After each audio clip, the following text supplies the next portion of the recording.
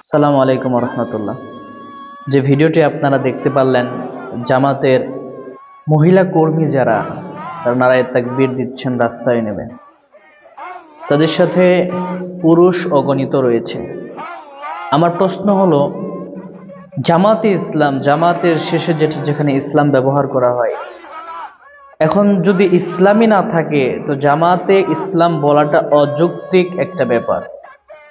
হয়তোবা জামাতের আমির সাহেব এটা দেখলে হয়তোবা এটাকে না করতেন বা এটাকে পছন্দ করতেন না। তবে আমার কথা হলো, যেখানে জামাতে ইসলাম ব্যবহার করা হয়, জামাতে যেখানে অসংখ্য অগণিত ওলামায়ে কেরাম এটার সাথে যুক্ত আছে, সেখানে মহিলারা তাকবীর দিবে, মহিলারা এটার স্লোগান তুলবে বেপর্দা হয়ে, এটা কতটা গ্রহণযোগ্যতা আপনাদের কাছে মনে হচ্ছে?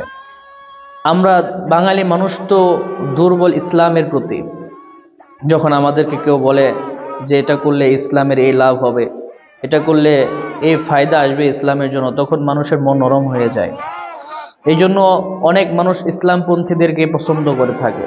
তবে আমার কথা হচ্ছে যে ইসলামের সাথে যদি ইসলামের নিয়ম কানুন না থাকে, যে ইসলামের মধ্যে আল্লাহর হুকুম পর্দার বিধান না থাকে, যে ইসলামের মধ্যে মহিলাদের কণ্ঠ পর্দার এই আয়াতের এই হাদিসের উপরে আমল না থাকে, সেটাকে কি ইসলাম বলা চলে?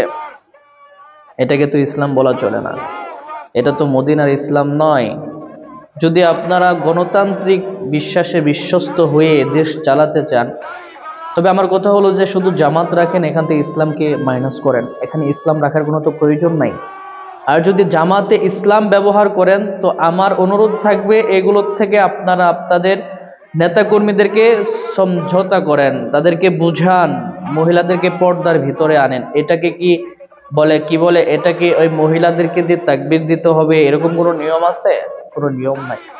আল্লাহ রাব্বুল আলামিন বাংলাদেশের জন্য সঠিক ব্যক্তিকে নির্বাচন করেন, যিনি দেশের জন্য কাজ করবে, জনগণের জন্য কাজ করবে, যিনি দেশের মানুষের জন্য কাজ করবে।